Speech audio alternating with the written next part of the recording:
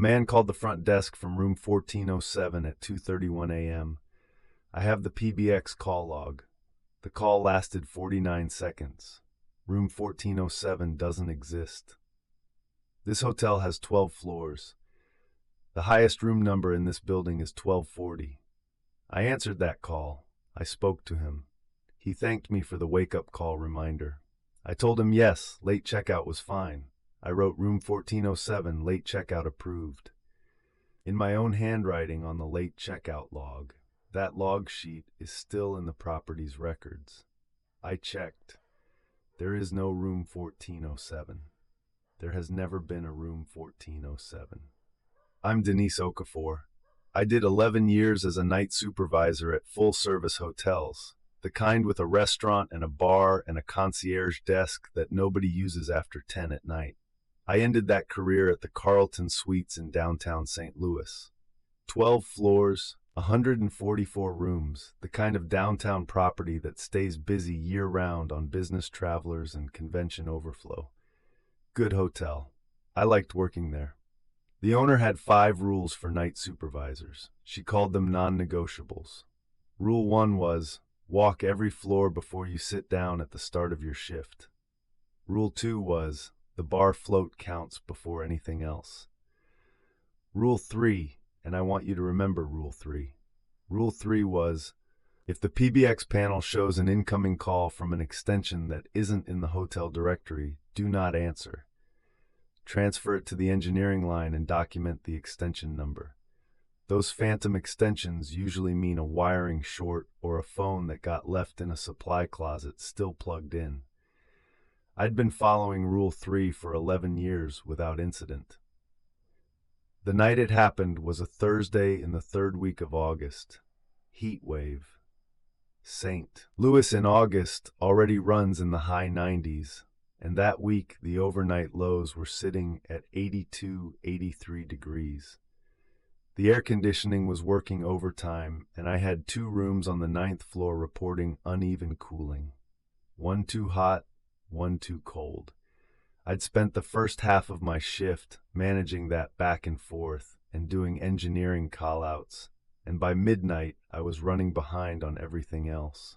My desk clerk that night was a college kid named Terrence who'd been with us 3 months. Good worker, but not someone I'd leave alone with a complicated issue. He was on bathroom break when the PBX panel lit up. 2:31 a.m.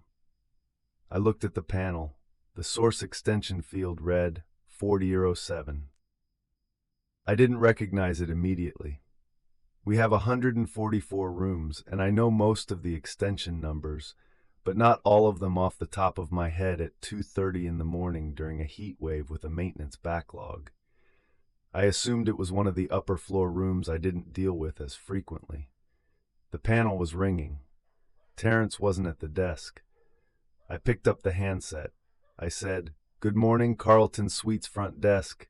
This is Denise." A man's voice. Clear. Unhurried. The slightly thick quality of someone who's been asleep. He said, "Yes, hi. I just wanted to thank you for the reminder about the wake-up call. Could I also request a late checkout, noon instead of 11 if you have it?" This is what I mean when I say I wish I'd followed Rule 3. Because instead of stopping and asking myself why extension 1407 was calling me, I just answered the question. I said yes. Late checkout wasn't a problem. I'd noted in the system. He said, "Thank you, very much appreciated." I said, "Of course." The call ended. The whole thing was 49 seconds of completely routine hospitality. I reached for the keyboard to pull up his folio and add the late checkout note. I typed in 1407. No results. I typed it again. No results. I went to the room list view and scrolled to 1400s. The list went 1220, 1221, 1222, and then jumped. 1240 was the last room on the list. That was it. That was the last room in the building. I stared at the screen. Then I looked at the PBX call log panel. The call was right there. 2:31:14 a.m. Source extension 1407, duration 049. The call record existed. I looked at the room list again.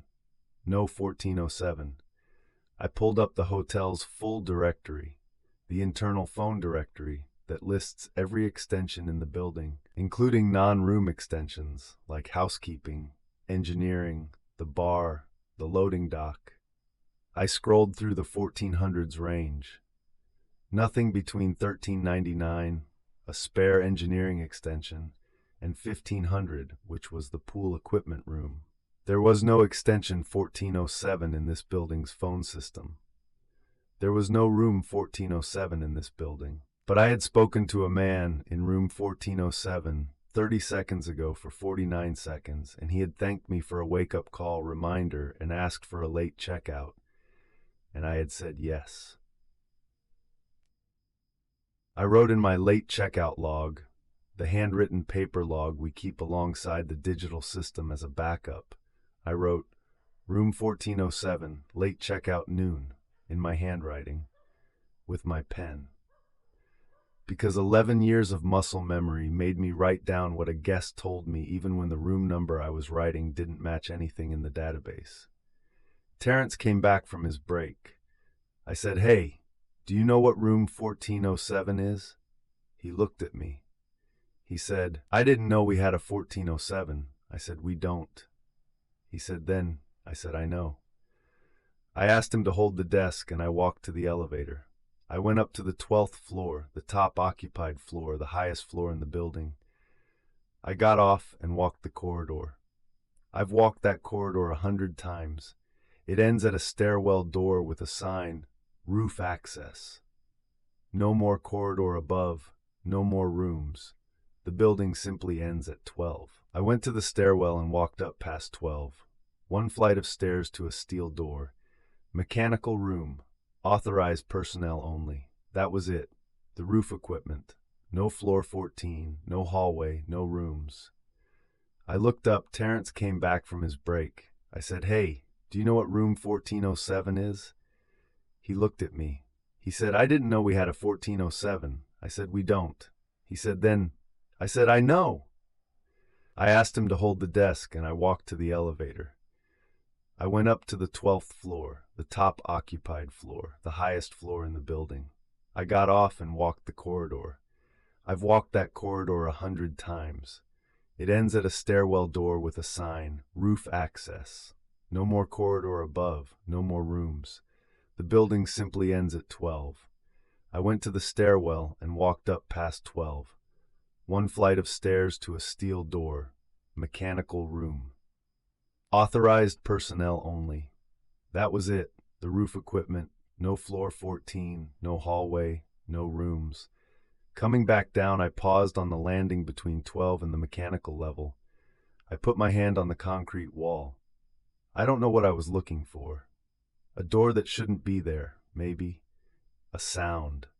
Some crack in the building's logic that would explain a call from a floor that didn't exist. There was nothing. Just concrete and a fire hose cabinet and the sound of the HVAC compressors above. I came back down and sat at my desk and looked at that PBX call log line for a long time. 2:30 a.m. Extension 1407. Duration 049. 49 seconds of a conversation that couldn't have happened in a room that didn't exist. The last thing I did before Terrence's next break was pull up the historical property records from the shared drive. We kept a digital archive of the building's original specs going back to the 1968 construction. I'd known the Carleton had been built as a 14-floor structure. I'd seen the old lobby photos with the original marquee. Carleton Suites, 14 floors, 196 rooms. After the 1982 flood damage, floors 13 and 14 had been sealed. The recertification in 1985 brought the building back to service at 12 floors and 144 rooms. I found the original floor plan for level 14. Room 1407 was on it. Corner room, east side. Standard queen, 380 square feet, city view. In 1968, room 1407 had existed. It had just stopped existing in 1985. Or so the building's records said. Step 26, Part 1, E1 ton. I gave myself 5 minutes to sit with it. Then I got back to work, because hotels don't stop needing management because you're unsettled. There were 2 more maintenance calls on the 9th floor, a noise complaint from 708 about 7:10, and a guest arriving late with a pre-authorized card that wasn't processing right. I handled all of that. I do my job. That's how I survived 11 years of nights. But I left the PBX call log pulled up on the secondary monitor, and every time I glanced at it, I thought about that extension number. At 2:45, I called the engineering duty line. No answer. That's normal overnight. They're not always by the phone. I left a voicemail. This is Denise. I need someone to check the PBX for a phantom extension. We got an inbound call from 1407 tonight, which shouldn't exist. Can someone run a line trace on that extension and let me know what it maps to physically? Thanks. The line trace would tell me whether there was an actual physical wire somewhere in the building that the system had mapped to extension 1407. Wiring errors happen. A line gets cross-connected during a renovation. A forgotten jack stays live in an abandoned storage room. That was the most reasonable explanation I had. I'd also been in hospitality long enough to know that old buildings have histories. The Carleton had been built in 1968 as a 14-floor structure.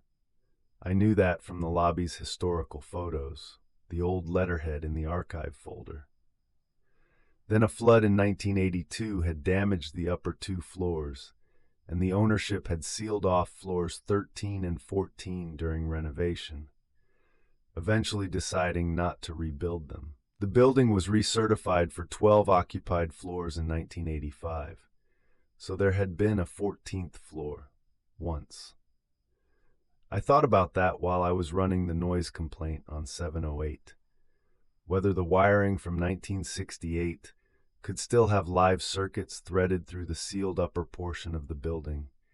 Whether an old room phone, still connected to a 57-year-old copper wire, could somehow generate a call signal on a modern Avaya PBX system. The answer is almost certainly no. Modern and legacy wiring don't connect that way, but I still thought about it. While I waited, I went deeper into the PBX log. The system keeps a rolling 90-day call record. I pulled up all inbound calls from extension 1407 over the past 90 days. There were 4. July 14th, 1:52 a.m., duration 3 minutes and 11 seconds. June 29th, 2:08 a.m., duration 5 minutes and 44 seconds. June 11th, 3:17 a.m., duration 1 minute and 50 seconds. May 23rd, 1:31 a.m., duration 4 minutes and 2 seconds. And tonight, August 21st, 2:31 a.m., duration 49 seconds.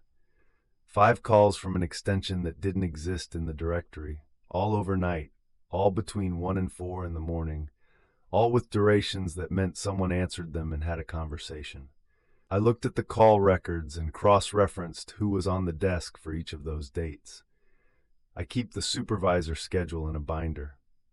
July 14th, that was me. I didn't remember taking a call from 1407 in July. June 29th, that was Terrence. June 11th, that was a woman named Rita who'd worked nights for us for 2 years before transferring to the day shift in July. May 23rd, that was a part-time clerk named James. I called Rita the next morning on my way home, got her voicemail, and left a message asking if she remembered anything unusual about a call from an internal extension in June. She called me back that afternoon. She remembered. She said she'd taken a call from someone who sounded confused, like they'd been woken up suddenly. The man kept asking her what time it was and whether the restaurant was open yet. She told him the restaurant opened at 6:30. He said okay, he'd be down at 6:30 and hung up. She'd noted it as a disoriented guest and hadn't logged the extension number specifically. I asked her, Did she look up what room the extension was? She said she'd tried and couldn't find it in the system. She'd assumed it was a tech glitch with the new phone firmware they'd installed that spring. She'd mentioned it to the morning manager, and the morning manager had said she'd look into it. Nothing had come of it, so the morning manager knew or had been told and hadn't done anything. That made me feel better and worse at the same time. I tried James, the May clerk. Sent him a text. He'd left the hotel in July for another job. He replied that evening, "Yeah, I remember that. Older guy, real quiet voice. Asked me if his luggage had been brought up. I told him front desk doesn't handle luggage, but Bellman would. He said never mind, he'd manage." Then hung up. I thought it was weird, but didn't chase it down. An older man with a quiet voice. A man who sounded like he'd just been woken up. Someone asking for late checkout. I didn't know if these were all the same person, but they were all between 1 and 4 in the morning, all from an extension that didn't exist, all completely routine hotel guest requests. There's something about ordinary requests that makes the impossible harder to dismiss. If the voice from room 1407 had said something dramatic, something threatening or strange or incoherent, I could have filed it under medical emergency or prank call. But could I get a late checkout is the most mundane possible thing a hotel guest can say. That sentence has no drama in it. It has no menace. It's just a man in a hotel room who wants to sleep until noon. A man in a room that could not exist. I made a note in my supervisor log. August 21st, 2:31 a.m., inbound call from extension 1407, which is not in the directory. Call lasted 49 seconds. Requested late checkout. Caller sounded normal, awake, standard guest request. Extension traced in directory, no result. Cross-referenced all inbound calls from extension 1407 in 90-day PBX log, 5 total calls including tonight. Previous calls on July 14th, June 29th, June 11th, May 23. Durations range 49 seconds to 5:44. All overnight, all between 1 to 4 a.m. Will escalate to engineering and GM Friday morning. Late checkout request logged manually. No room number to attach it to digitally. I put the pen down. I had written it all out, and it still didn't make sense when I read it back. That was Thursday night going into Friday morning. I spent the rest of Thursday's shift going through the maintenance and engineering logs to see if anyone had done the PBX line trace I'd requested. Nothing in the log. I left a second voicemail for engineering. Clocked out at 6. Friday night I came in and checked immediately. Had engineering done the trace? No. There was a note from the chief engineer in my message box. Denise, looked at the 1407 Phantom extension issue. Can't find any physical line mapped to that extension. The PBX shows call records, but the system has no source mapping. Talked to the PBX vendor. They said it can happen with older Avaya systems when a port gets orphaned in a firmware update. Should self-resolve. Let me know if it happens again. Dave, should self-resolve. An orphaned port in the firmware. That's the most logical explanation anyone gave me. And I kept it in the front of my mind as I settled in for Friday night. Firmware issue. Old PBX system. Phantom extension. These things happen. I almost believed it. At 3:46 in the morning on Saturday, Terrence was on his break and the lobby was empty. I picked up the desk handset. I dialed extension 1407. I don't know what I expected.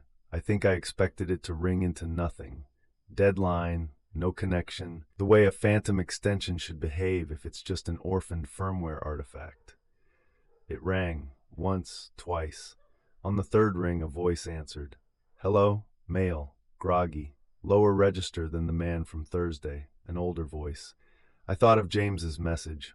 Older guy, real quiet voice. I said, "This is the front desk. I'm sorry to disturb you. Could you tell me what room number you're calling from?"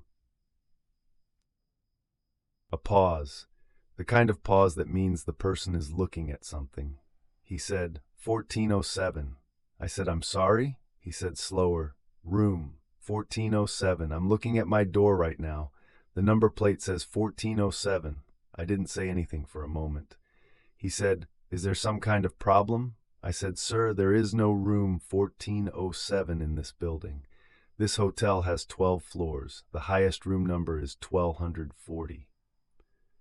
A long pause. He said, that's not, and then the line went dead.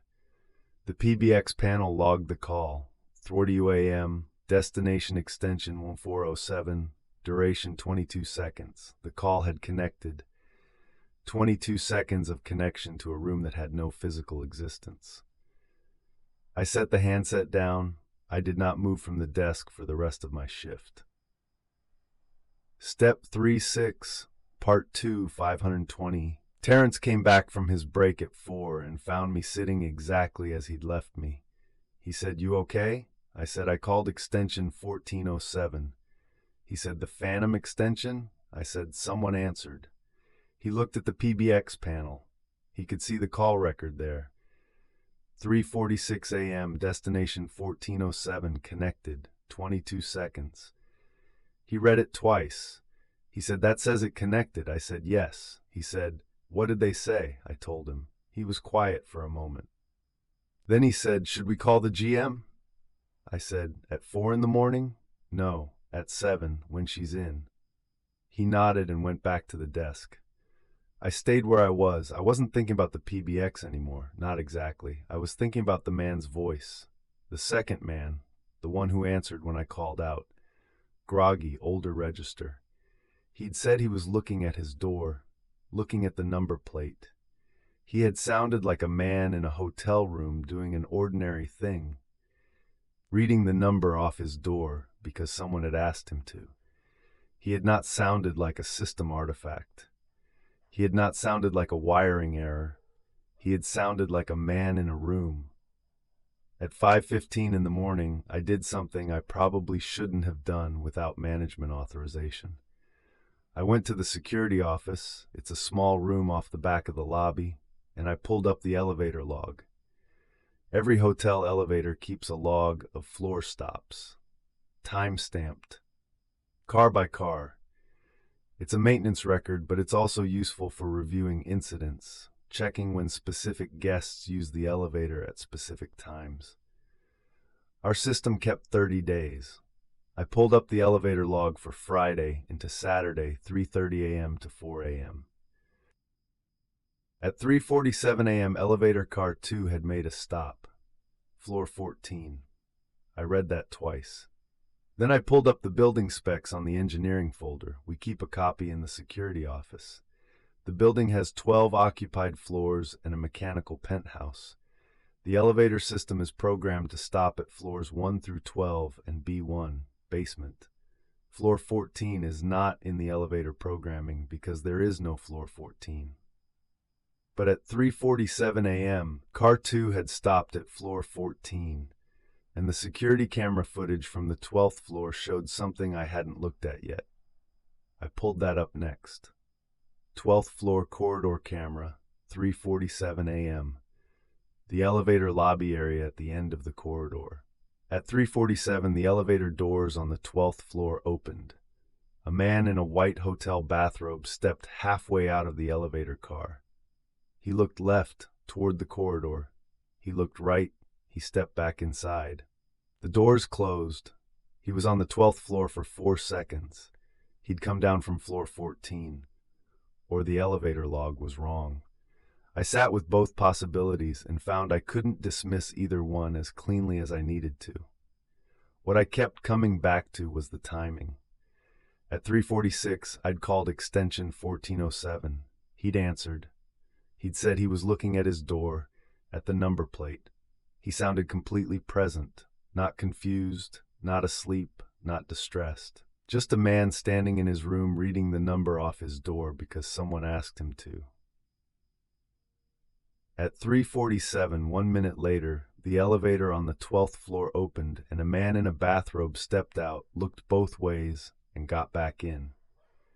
getting back in because he'd come down too far, because the elevator had brought him to 12 when he wanted to go lower, or when he was trying to get somewhere and discovered that the floors below a certain point were not the floors he expected. That's speculation. I know that's speculation. But the elevator log says floor 14, and the camera shows a man in a bathrobe who stepped out and went back in, looking like someone who'd gotten off on the wrong floor. I made copies of everything: the PBX call logs, my written late checkout entry, the elevator log, the camera frame. I kept them in a folder in my personal locker. At 7 a.m., the GM, a man named Craig, came in. I told him everything. I showed him the folder. He listened carefully, which I respected.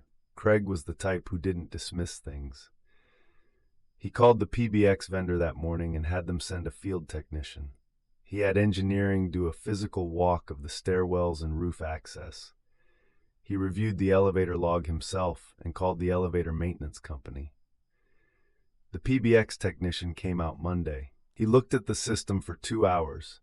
He confirmed that extension 1407 had no physical mapping in the system. He confirmed the call records were genuine log entries, not artifacts. He said, and this is a direct quote from his written report, which I have a copy of, "The calls logged from and to extension 1407 represent actual PBX call handling events. The system processed these calls as legitimate connections. The source of the extension cannot be physically located in the building's wiring infrastructure. No corrective action available at this time." No corrective action available. Engineering's walk of the stairwells confirmed what I already knew. There is nothing between the 12th floor and the mechanical penthouse. No hidden floor, no mezzanine, no partial construction, nothing. The walls and ceiling of the 12th floor are directly beneath the mechanical level. 42 years ago, there had been 2 more floors above that. In 1985, they had been sealed, stripped, and decommissioned. The stairwells had been cut at the 12th floor landing and the upper flights filled with concrete. There was no way to stand on a floor that no longer had floors to stand on. The elevator maintenance company pulled Car 2's fault log and found the 3:47 a.m. floor 14 stop logged as a floor call response, meaning the elevator was responding to a button press. Someone pressed the call button on floor 14. The technician said that type of log entry cannot be generated without an actual button press. He could not explain how a button press happened on a floor that doesn't have buttons. He wrote it up as a sensor malfunction and said it was unlikely to recur. Then he added, at the bottom of his service report, and I remember this word for word, "Recommend review of elevator shaft configuration above floor 12 to confirm structural integrity of decommissioned section." I asked Craig if he'd followed up on that recommendation. He said he'd asked facilities to look into it.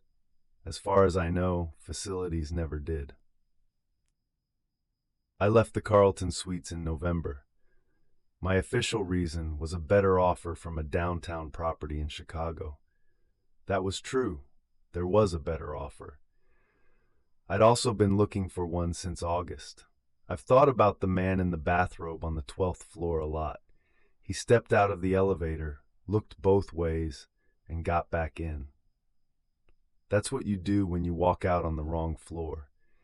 When the elevator opens and it's not your floor, you look, you realize the mistake, and you get back in. He was going back up, back to floor 14. I also found the original 1968 floor plan for room 1407, East Corner, City View, 380 square feet. It had existed, a real room with a real number plate. The plate had been removed in 1985 when the floor was decommissioned, or someone had it. I said he was looking at his door. He said it said 1407. I said that room doesn't exist. The line went dead. And I've spent a long time trying to decide which of us was wrong about that. I still have the folder. PBX log printouts, the elevator maintenance report with the floor 14 stop, the camera frame of the man in the bathrobe, the page from the 1968 floor plan showing room 1407 in the east corner. I've shown it to 2 people. Neither of them had anything useful to say. One suggested the elevator company had an easy motive to call it a sensor fault and close the ticket. The other looked at the original floor plan, the 1407 room on level 14, and pointed out that the dimensions were the same as every other standard queen room in the hotel. Same spec, same square footage, same plumbing and electrical rough-in. Whoever built it in 1968 had no reason to think it would stop existing. Maybe the room didn't get the message. Maybe it's still up there, still taking calls, still waiting on a late checkout approval that I logged in my own handwriting at 2:31 in the morning on an August night 11 years into a career I don't work anymore. Room 407, late checkout approved. I wrote it down.